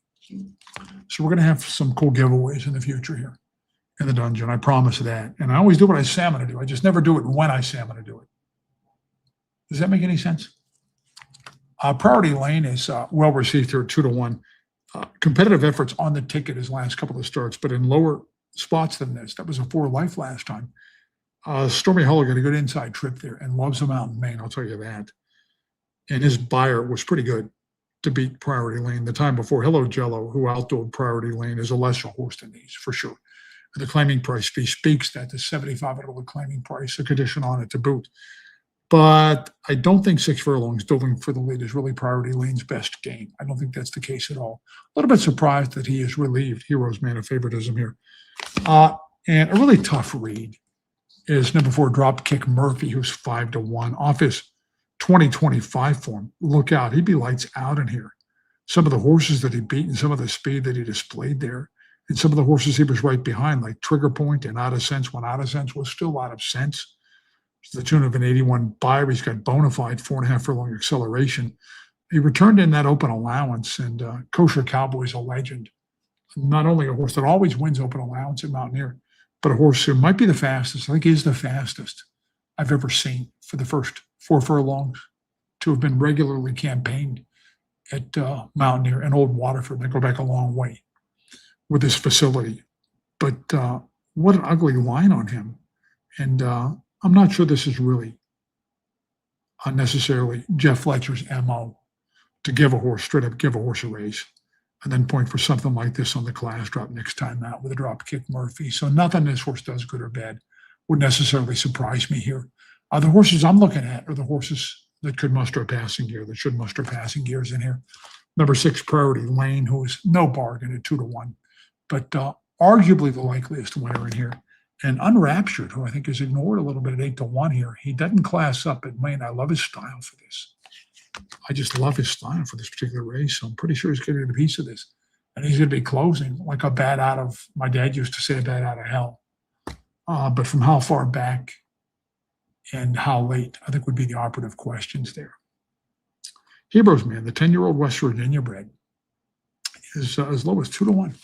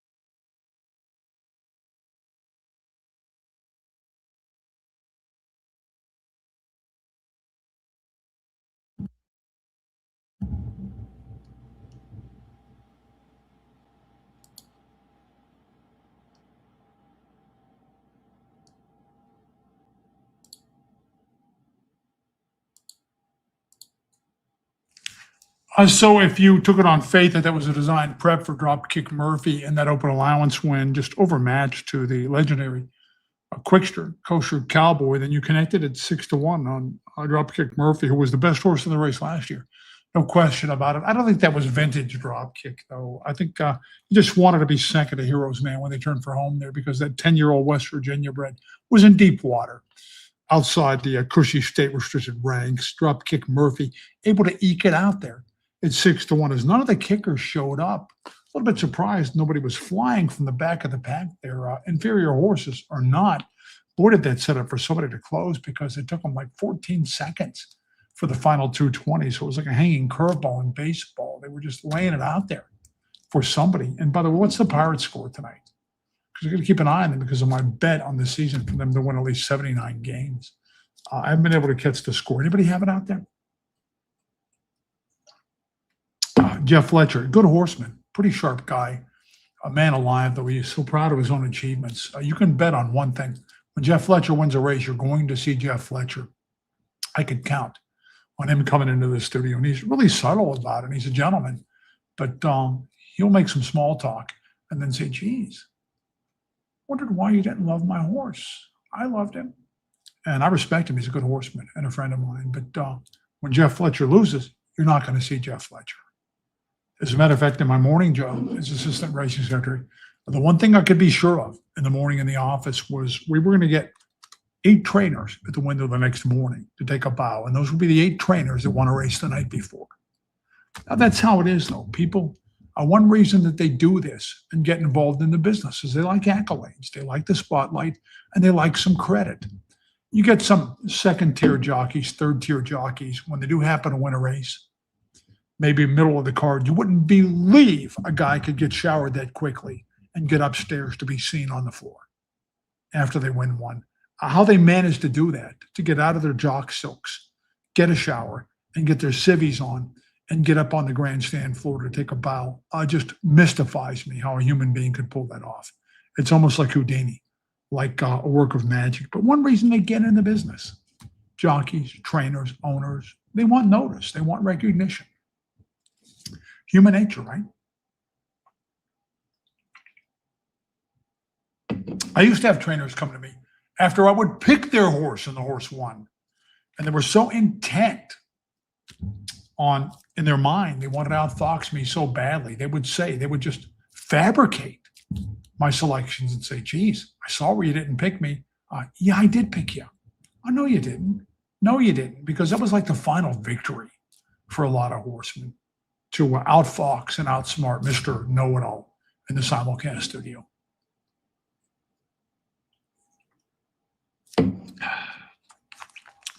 So we got 6 down and 2 to go. Can somebody get in the comments, jump in the comments and tell me what the Pirate score is tonight? Please. And I see where somebody finds my sound to be muffled. You know what? I'm going to lower. Dave, I'm going to lower my Bucco's lost 3-2, Tolley. Thanks, but no thanks. That's my man, Tolley. Man, every win counts at this point for me because it's going to be close. Very close. Trackman says Pirates lost 3-2. Yeah, Dave, let me know in the comments if this is better, if I come down with my microphone, because I'm still kind of getting the feel of this Shure microphone, which is professional caliber. They use it on all the big podcasts. In Mountaineer, I didn't have a problem because it was attached to my face. So when I moved, the mic moved with me. So let me know, please. 7th, 5.5 furlongs, number 3 allowance, West Virginia breds. And you knew that Heroes Man was in deep water there early because he was hard set, just gunned all out to get the lead. And that happens a lot of times when horses shorten from 6 furlongs to 5/8 and draw into speed-loaded lineups. Even so, he was loose for home. He loves to win, and he was well backed there. A lot of the speeds earlier that hit a wall rather abruptly didn't figure to do anything differently. But do we have an increasing preponderance of evidence now that speed's definitely not getting the best of it tonight over the Mountain Main? Do we have enough evidence of that? I don't know. I'm not sure. And it's really going to come into play in a big way in the nightcap because cost basis looks like by far the likeliest winner. And he's only got one way to roll in there, and that's right to the lead if he is indeed going to taste victory. Yeah, Dave, let me know if I'm sounding muffled coming across out there, because I did drop the microphone a little bit. And hopefully I'm coming across a little better there. So let me know in the comments if you guys can hear me and hear me clearly, please. This is one of my misconceived price points on my new feature. AOK 3-to-1 is going to be lower in here. And I'm going to go over and check it out right now, AOK. Yeah, AOK opens at 6-to-5, so that 3-to-1 morning line was just an absolute pipe dream. This is an interesting case. AOK was much the best horse off his best performance. He's a West Virginia bred who wins outside the program and did so rather smartly, just his second trip to the post, and then takes down an allowance at Mahoning for 63 buyer. That's good stuff, and survived a speed fight to do it. Did AOK. So when he comes here, he's supposed to really, really flourish against his homies, fellow West Virginia breds. Now he's in with a super quick Heroes man who made him look bad on April the 28th, but that was still a decline in performance from his Mahoning form for AOK. And the next time at 20 cents on the dollar, when he's in the condition in one of those never two or never three races, optional claimers, he's supposed to just make mincemeat of that field. Absolute mincemeat is AOK. My dad used to buy mincemeat pies in August, in high summer, when I was a kid. Who does that? Who does this? And bring home, if it wasn't a mincemeat, you couldn't get an apple pie or a peach pie or a blackberry pie or a real pie. It had to be lemon meringue, coconut cream. Now, don't misconstrue me. My dad was a manly man and a very tough guy. But his taste in baked goods, man alive, he would just botch it up to bring home stuff that nobody wanted to eat besides him. And maybe that was the idea. Anyway, AOK last time. Looked like he missed a break a little bit, but I pulled up the video this afternoon and was just off just a half a beat sluggishly, AOK. And that was definitely a drop off, a decline in performance from his best stuff. And it makes me wonder, but he is so much the best horse here on paper, is number 4 AOK, that I would be hard pressed to go against him. Now, he might have to work to get on top of Red Roscoe again. Red Roscoe, the 2, has got some speed, does Red Roscoe. Red Roscoe actually raised his game a little bit in the buyer department when he went to Charlestown, where a lot of the Mountaineer West Virginia breds get their feelings hurt. And even though he folded, I think that represented improvement from him and probably needed the return to competition there on May the 18th. So he might be quicker than AOK to the first call, and AOK might have to do some work with AOK's front-running style to get to the top of Red Roscoe, which I don't know if that makes him dicey at a really short price or not. If you give AOK a mulligan, I get it, I understand it. Union Branch on the inside is a 2-to-1, just 2-to-1 on Union Branch.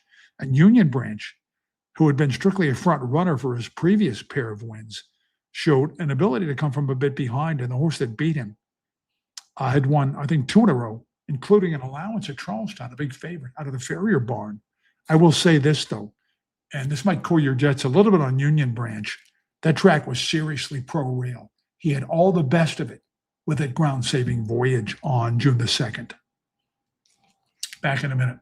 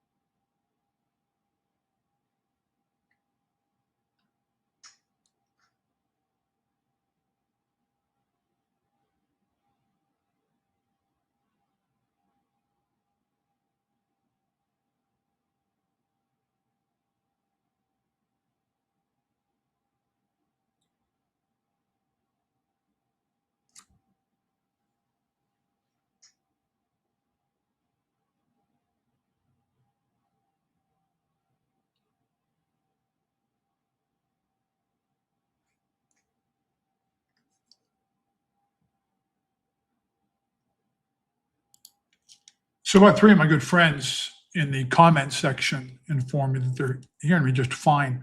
But Dave continues, I have a naturally bass voice. I don't know if I do. I always thought it was middle of the road. It's not real deep, is it? I don't know. But whatever the case, one thing that could make me echo a little bit is my studio is at the far end of a really nice finished basement that we probably spent too much on when we had the house built a couple of years ago.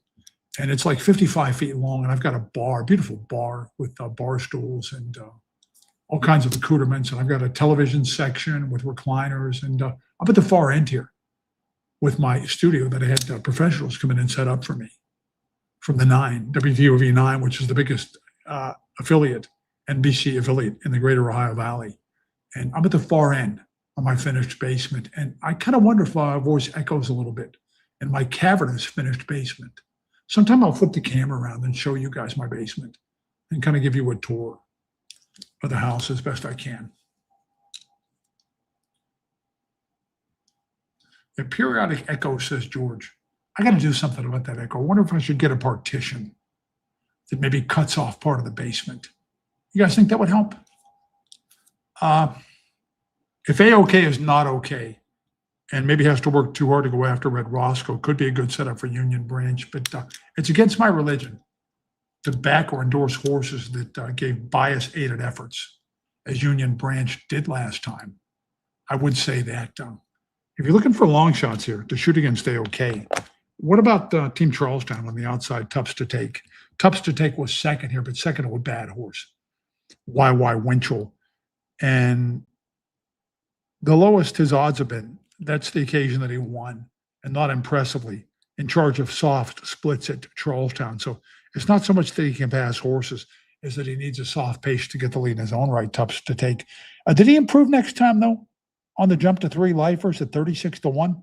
And when you can speed fight like that and hold for fourth going 6.5, can you sit just behind the lead and do okay at 5.5? I think it's possible. What about Jubago? Juba got the money. Yeah, I need hooked on phonics. Juba got the money. I know that he's real sketchy there, away from August until November, and then away again since December. I do love that he won first time off the claim, though, and did improve when he moved over to Current Connections. And Timmy Collins is an old sharpster. And I really wonder, even though Juba got the money, didn't do so well off the bench here in November, if Collins is going to come all the way up here, if he doesn't think he has his horse halfway ready. And this horse did rally from way back, and that could be the right style to win this or to make some noise here. So potentially live prices, I think, here on numbers 7 and 8, maybe especially the 8. Although I would not brand the 4 horse at all a false favorite in here, number 4, A-OK.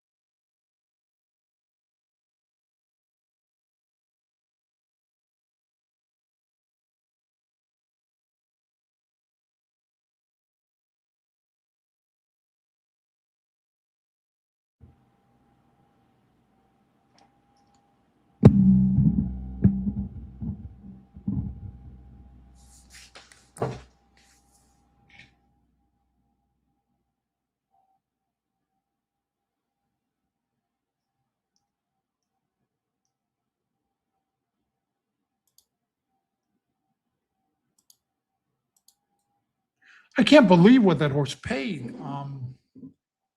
I thought the one horse was overrated, like way overrated, of that bias-aided performance last time with the former front running style. And I mentioned a couple of live long shots in there, and I think I made it pretty clear. I thought the 8 was the primary live long shot. There should never have been that kind of price. I didn't see him going to the lead there from both the 2 and the 4, but I thought he could be prominent and maybe muster a decent finish, maybe a snappy stalking win off that 6.5 furlong Charlestown form. You know what? I'm sitting here, if you will pardon my language, Granny, please put your hands over your ears. I'm sitting here dicking around with some non-racing related business and not attending to my own betting account. And you know what? It's really hard to attend to your own business as a bettor and do this kind of a show at the same time when I should have been in my own account and getting some of that 13-1 on Tups to take, who I just went on and on about what a live long shot the horse was. So that's not a surprise at all. AOK was just sluggish through the early stages last time for the first couple of 100 yards. And that was his undoing here for sure. Just was not sharp at all through the early stages. Maybe not the same horse that won that allowance in Mahoning, huh? And right now, my tentative plan is to do Mahoning over the cold weather months because too many people forgot about me already on my untimely, abrupt exit from Mountaineer. And most of my fans, the people that used to watch me, and I was kind of must-see TV for a lot of racing fans. I have no idea what I'm doing now here. And eventually, hopefully I can get the word out. But once I am back with some kind of visibility, however modest here on my YouTube channel, working hard to build it up, I don't want to disappear again. So I know Mahoning inside and out. I know Mahoning intimately, and I can speak with some knowledgeability on the Mahoning scene, which a lot of people find consternating and befuddling. And hopefully I can shed some light on the Mahoning races this fall and keep right on rolling this fall and winter, even when Mountaineer goes down, with some Mahoning analysis here on my YouTube channel. And yeah, I should get some sound panels in there, and I think I'm going to do it because when I play back the videos myself, they sound a little echoey sometimes, not all the time, but sometimes. And I thought it was maybe microphone position, but I'm not sure that's the case because again, this is like a big, it's beautiful. And it's well appointed, my finished basement, but it's cavernous. And I got to get some sound panels in here to take the echo away. I think I'm going to do that. Yeah, I really need to. I don't think I have a deep voice, by the way. I've been told that I do, but I don't, right? I hate to listen to myself and watch myself. I really do. I don't want to become self-conscious about the things I say when I'm on television or my mannerisms. I don't want any of it to be studied or on purpose. Like the guy that just left 60 Minutes, I can't remember his name, but somebody said who used to work at CBS that he would instruct the camera person, now pan in on me slowly as I take off my glasses. And I don't ever want to be that guy. So I don't want to be self-conscious. I don't want to study what mannerisms work, which ones don't, or anything like that. So I don't watch myself when I'm on television. And I hate the sound of my own voice too, which I think I share in common with a lot of people, right? I did the glasses thing there, didn't I? I used to do that for a joke for McMichael because she got a big kick out of it when we did the Mountaineer show together, Nancy and I. And I used to do that when the camera would come up. And I know I could crack her up and she'd be useless for the whole segment because she'd just be belly laughing and trying to hide it and ducking away from the camera. When the camera would come back up after race and I'd go.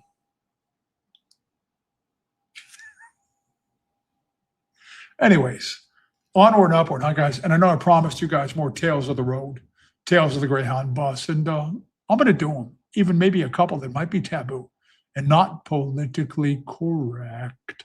But I think we're going to have to wait for another time. The 6 furlongs for the nightcap. Did that echo? Is there an echo in here? Non-winners in 12 months. I'm not going to belabor this a whole lot. Cost basis from the inside here. The speed hadn't been so hot tonight. We have now had a front-running winner, though, officially. And another speed horse or two that ended up on the ticket. Normally, the Mountain Main is not anti-speed. When it is anti-speed, you can be almost certain there's some kind of a negative rail thing going on. that is the culprit. And we sure haven't seen any of the dreaded mountain main negative rail thing this year. Not much of it at all. And that's very much to the credit of the maintenance crew there. Cost basis, I was third after dueling on really quick fractions on April the 14th there and set it up for Grandview Park, who certainly had the good trip there coming from just behind the lead. Now, Grandview Park's been back to win, so it was Boldness a couple of times who was second there. Cost basis, ran okay in a higher class race there at Mountaineer, the Lord of Mischief last fall, and won an on-claimer at Fort Erie last year. So I can see why they claimed this horse. And he was dueled to death there on May the 3rd. And the horse that beat him, Versatile, was a Mitch Day 3-race win streak, I think, and got a great ground-saving trip in behind those embattled leaders. So cost basis next time. Looked like something good to eat, except he didn't fire. He really didn't first time out of the claim box. Now, Julie Mathis isn't that hard to hold your own with out of the box. Usually horses that are haltered from her at least continue to do as well, if not improve. So I'm not going to give up yet that Steve Scallon, who's kind of a sharp character, can get some run from cost basis, although I hate to see a horse regress first time out of the box the way cost basis did. Cost basis in here gets some speed relief in a big way. Was outfooted last time against some quicker stock in a shorter race and looks like lone speed in here cost basis. And on the bulk of the form there in the non-12-month condition, maybe the first crack at the non-12-month condition, I think, for cost basis. Cost basis really deserves to be favored. And I mentioned cost basis in my misconceived morning line price points. 7-2 on the morning line? No. Sorry, folks. That's a pipe dream. Not happening. That's an amateurish price point on the program. I'm going to look back at the real-time odds now. And if cost basis isn't a lot lower than 7-2, I may do a mic drop and leave my voice echoing in here as I wrap the show up for the night.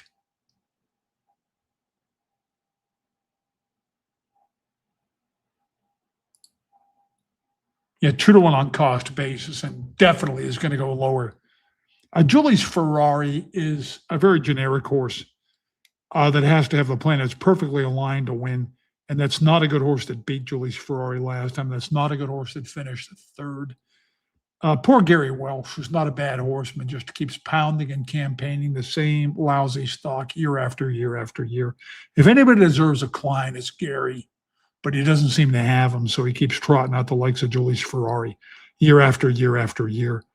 Barrios is going to give it a hard scent, and there's not much speed in the race aside from cost basis. So I wouldn't doubt an on-ticket effort from Julie's Ferrari and maybe a pace factoring effort. 17-1 on Tappan Royalty.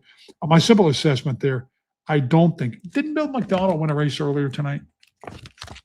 I'm paging back here to try and see because this stuff can be important. No, he didn't. I don't think, did he? No, that was William Withrow that won a race. I don't think Tappan Royalty is ever going to be as good after all these laps and sparse campaigning. And he's no longer part of Team South Carolina, a team that knows what they're doing, Lynn Cutno and Franklin Smith. Southern Sense, no good anymore. Zippy Gizmo, I think, is the closer you want to keep an eye on here because Zippy, first time over the mountain main, ran better than looked. I know it was 3,200 and not a strong field, but that was a route horse in a race shape that was 1 in 1,000 as he goes out there at a very slow tempo, this off-the-pace route horse, take charge gent, and got the lead. And he was very tough to close on, given the flow of the race. Not a very strong field, but the way that played out up top, Zippy Gizmo, really impressive to gain all that ground. And if the pace backs up here, would watch out for him. I think he's probably a horse that wants to go 6 these days and was in way tougher last time when he was third in that starter allowance. So I think he's a look-see here. It's 7-1. It should be lower. I'm pretty sure of that.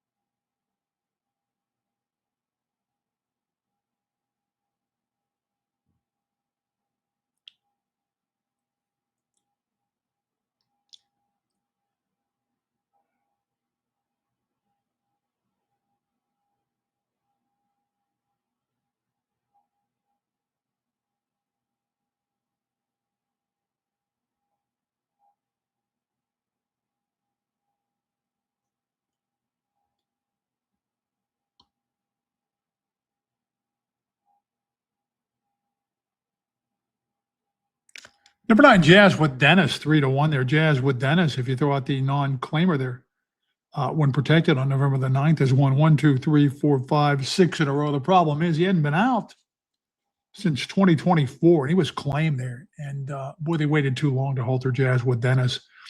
This is great management and maybe shaky underpinnings. Had to have some issues because those 6 wins, each came, 5 of them came for successively lower claiming prices. So they were sticking their tongue out and double dog daring somebody to claim Jazz with Dennis. My man, Robert Cole, handicapper extraordinaire and a really sharp horse owner who was paying the bills on most of those Kevin Patterson winners on their epic run when they broke Frank Passero's seemingly unassailable Joe DiMaggio, a hitting 56 straight game record.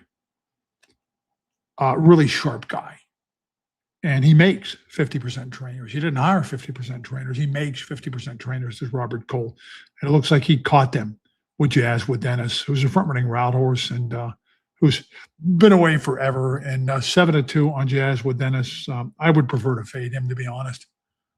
9-1 on Reverend Jack. Reverend Jack is had 3 races now.